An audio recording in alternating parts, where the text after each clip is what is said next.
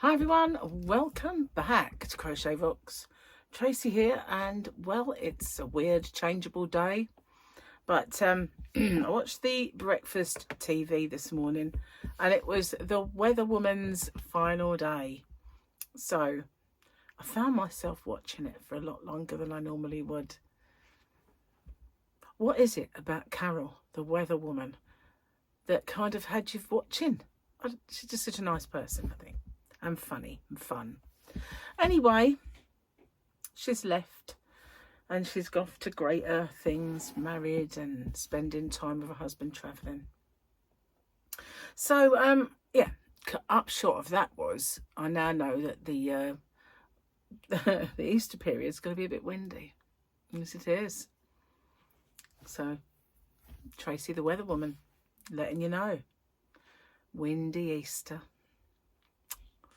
Oh well, never mind. So we popped out, had to go to the post office and get some posted off, some orders and some winnings and stuff like that sent to the post office. Gary had to help me this time because it was kind of cumbersome, so we went actually to the main post office off the island for a change, and I treated Gary to a Nando's. So it's good for my diet, Nando's, because I just have chicken, halloumi cheese, avocado and mayonnaise. It's all cool for my diet. Anyway, so yeah, look around the shops nearby, like New Look and the like. Nothing whatsoever. Not a thing that caught my eye. Lots of skinny clothes. Loads of skinny clothes. Inappropriate clothing for someone of my wobbly bits, I would say. So cutaway sleeves when I don't want to show my bingo wings. Fit you like a sausage skin because they're all skimpy tight and short, so not great. So yeah, absolutely nothing for me whatsoever. I need kind of tent with tent sleeves that are not overly baggy. I know it's impossible to find. I'm only kidding.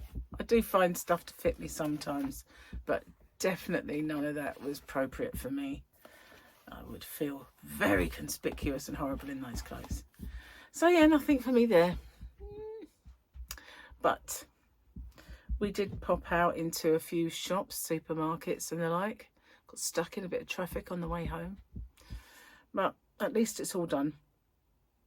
I feel like there's something I was going to tell you, but I can't remember what it is.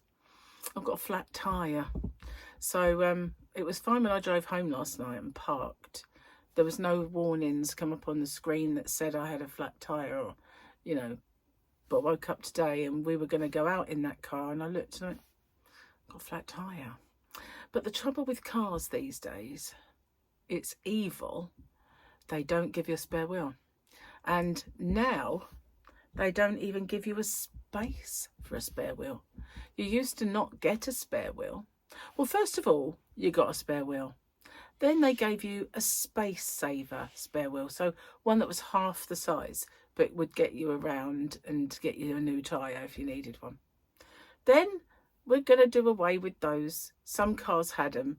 Some cars just had this pump kit, which pumps foam into your tyre, which means that even if that tyre was then fixable, couldn't be fixed anymore because it's full of this horrible foam. So it writes off that wheel completely. So you can't ever use it again. You have to get a new tyre completely. So that's what's in my car, one of those horrible pump up kits that didn't work the last time we ever tried to use one. So bloke across the road works in our local tyre place. Funny enough, one next door does as well, but he's not local. But I said to Gary, he's got one of those home pump up things. If he pumps up that tyre, it might keep, buoyant enough for us to just drive to the little village where the guy across the road works and get a new tyre tomorrow. If not, then he can take it off and we'll take it in the other car. But I don't really want to use that pump up kit if it's going to ruin a repairable tyre. It's bad. I think they should, if it is the law that you know, are able to carry on should you have a puncture and all that, then it should be the law that they give you a spare tyre, even if it's a space saver. But underneath the carpet thing in the boot, where there used to be a little well for your spare wheel, there isn't anything now. It's gone. So if you had one, keeping it in the boot, which will take up your boot space, which is there for your shopping or your cases or whatever. But no, it's for your, you'd have to keep your spare wheel in it. So it's all wrong, you know. I think it's all wrong. Definitely. Oh, look, you can see something I've been working on there. So that is for week 51 of the year of granny squares. That is all done now. All of my granny squares for the year are done. I have filmed 52 and they're all done. So the next thing I do will be year of motifs. I might call it the year of motifs and squares or something like that. Motifs, shapes and squares. Yet to figure that one out. But the next one I film won't be part of the very first ever year of granny squares. All done and dusted. Not up yet, of course. I think your next one is 49 or 50. I can't remember now. Anyway, never mind. I am also starting, this was a suggestion by YouTube. We got into a discussion, YouTube, AI and I, over what would be the best sort of thing to do. And it analysed my content, and it analysed all my views and stuff, and it suggested that I do this thing. So I'm doing it. And last night I wasn't tired after my gallivanting around. It's always the way when I've driven home. It exhausts me and I need some unwinding time. But it also has the effect on me that it makes me feel like it's earlier than it is. And I suppose the clocks going forward didn't exactly help the other day. So I wasn't really tired. So I filmed 4 little tutorials for this new thing. Yeah, did. And busy designing thumbnails for it. It's for, let's just say, beginners, really. Yeah. So, but it'd be great if you could watch it, even if you are, as you are, advanced and most skilled. But it'd help me if you watched it, even if you just let it babble on in the corner while you washed up or something. But you know, the skill, the drawer, what's the word? You know, the score, not the drawer. You know, the score. Yeah, I got it all wrong, didn't I? All round the bend. It was all round the bend. So has become my new, anyway. Let's do the things. Let's have a look and see if we've got a Grogu, shall we, for Easter. I know it's a bit early, but Good Friday. Good Friday will be a quote. It is, I have spoken again. I like that dude. I have spoken. He's grumpy. He's got a grumpy face and he says, I have spoken all the time. And his name escapes me. I did know it. Yeah, filed it in the bin of the brain. I've got a bin in my brain, you know, and I filed it there. So yeah, if my hair's a bit bedraggly, it's because it's still a bit damp. Washed it today. So it's under there, it's all still a bit damp. And yeah, and I stopped using that mask again. But when we go away, I'm going to look into getting it done again. If they don't use formaldehyde, I'll get it done. Pardon me. Sorry about that. Oh, I've got my pen ready. My spectacles. That's such a funny word. Oh, right, okay, this is one of Gary's masterpieces. Neil, a deaf 83-year-old man, went to the doctor's to get a physical. A few days later, the doctor saw Neil walking down the street with a gorgeous young woman on his arm. A few days later, the doctor spoke to Neil and said, "You're really doing great, aren't you?" Neil replied, "Just doing what you said, doctor. Get a hot mama and be careful." The doctor said, "I didn't say that. I said, you've got a heart murmur and you better be careful." A hot mama. Oh, man. Get a hot mama. Bless. Oh, mum. At least it worked, you know. At least it worked. It's getting a bit temperamental. I know how it feels. Getting a bit temperamental myself. So, I've just got this really cute Grogu looking at me. I'm going to show you it. This is my calendar that's on the wall. Gary got me this. So, April is a little Grogu appearing from behind Mando's leg. Isn't that cute? I haven't been showing them to you, so let's have a look. This is the front cover. He's doing his fluence. So, January, is it? So let's say, yeah, January. Just small, mighty. What was February? February, my birthday month. Was this one.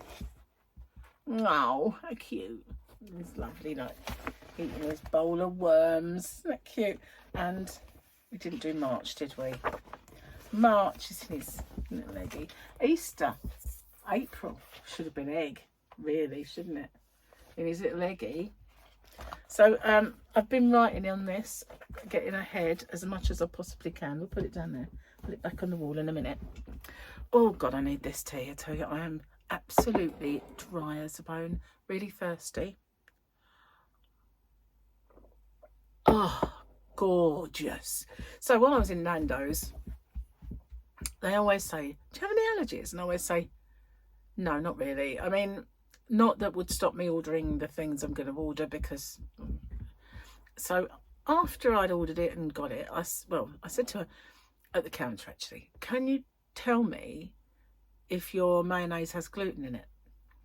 Because some does, you know. Some, it shouldn't, because it's made with oil and egg. And then when they do low fat one, they can sometimes put carbs in it. You know, whatever's in it that causes that, I don't know, some sort of flour or corn flour or whatever they take the fat out, they replace sometimes with carby stuff. But if I were to go, say, somewhere like Aldi, Lidl, cheaper end supermarket, and buy their brand, like one of them's Bramwell's, I think that's Aldi. In the past, I've bought those, and then when I've sort of found out it's got gluten in it, and I thought, how? Why?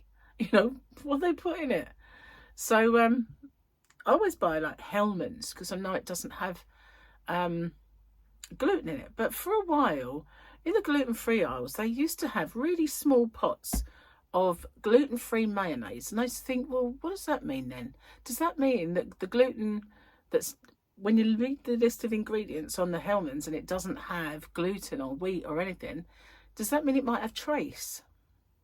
I was wondering. So, but I haven't seen gluten-free mayonnaise on those shelves for a very long time. They were ridiculously small bottles anyway.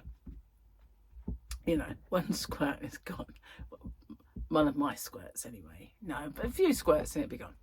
So anyway, she come back. She said, "Oh no, it doesn't." So I thought, excellent, because that's my favourite mayonnaise. But I was just thinking, you know, every time I had that mayonnaise, I would have some symptoms. Not the worst symptoms, but I would have some. It's probably the lemon, to be fair. But I'm going to continue to eat it, you know, and just take precautions, because I love it so much. It's really lovely mayonnaise. And now I know it doesn't have any gluten in it, it's even better. But it's the best one with chicken. It's very lemony. It's so nice. Really goes together well with it. Cheers, my dears. So thirsty. So Gary has been trying to find one of his games for days because he wanted to take it into CEX and change it for other games. So he couldn't find it. He'd been looking for it, and every sort of place, you know, when you think, oh, maybe it's there, and you go and look and it's not. Then today he was closing the drawer, which is underneath our TV. It's like a big unit, and it caught on something before it would close. And he thought, oh, there's something behind this door, this drawer. But it turned out that 2 of his games were there, and it was one of them was it. I've got a phone call. Oh, some business. You know, if you answer it, that's it. Floodgates open, and you get about 20 million. And then if you happen to just block that number, then they use another one that they've got, and it just, for a time, you just get one after the other after the other. Let's see, what does it say? Missed call. Hello. So it went to voicemail and they said hello. If that's all they said, then they're not anybody, are they? It's just some trying to flog me something, I don't know. Anyway, where was I? Oh yeah, so he found his games. So that was another reason we went actually off the island, because I could have just gone to the post office here, but he wanted to go into CEX and swap them over.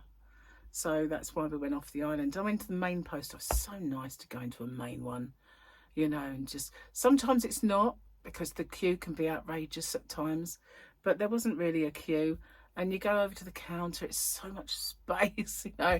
Usually I go into this tiny little post office and everything's piled high. But no, it's nice. Nice to go out. And there wasn't too much traffic, apart from a little bit on the way home, because it was the same sort of time that Gary finishes work, so you get a bit of traffic at that time. Excuse me. So any day now, well, probably today, holiday makers will start coming down in their droves, or tomorrow perhaps. Is it tomorrow? Because obviously it will be Easter, and so from tomorrow this place is going to be dead gridlock. That's the word, not deadlock. Mind you, I know it might be deadlock, but yeah, be gridlock everywhere. Well, not gridlock, but you know what I mean.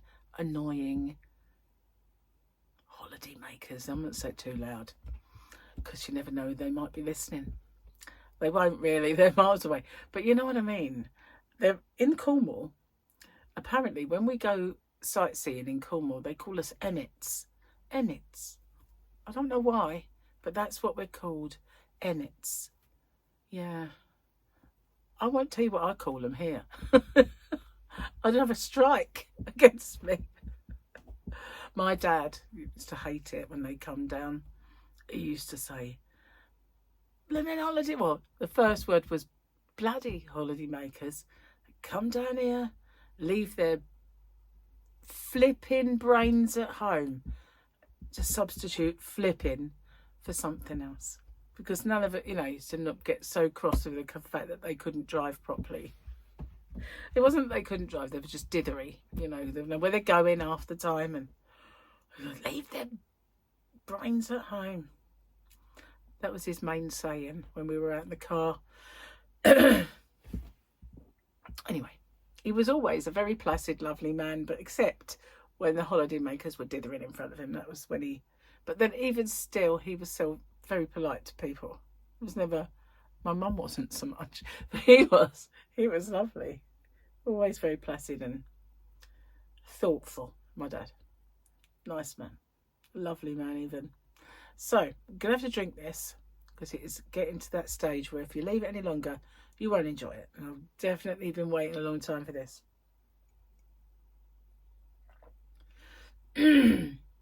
So the throat business has gone. I don't feel any kind of discomfort or pain or anything. When I did look down there and I shone my torch, it was red over this side and lumpy, which does always happen if I've got any kind of little infection there, because it kind of, I suppose I've got a scar tissue, so it does kind of look nasty. But it was only slightly red on the side, so I think it's just gone on its own, you know. I think it didn't materialise. It just went on its own, which is brilliant news because I didn't want anything at all. So, but on the one bonus I thought of was, if I'm going to get it, at least let me get it and get it over with before we go on holiday, because the last holiday we had, I had that illness, which I caught from all those coughing and spluttering people when we embarked.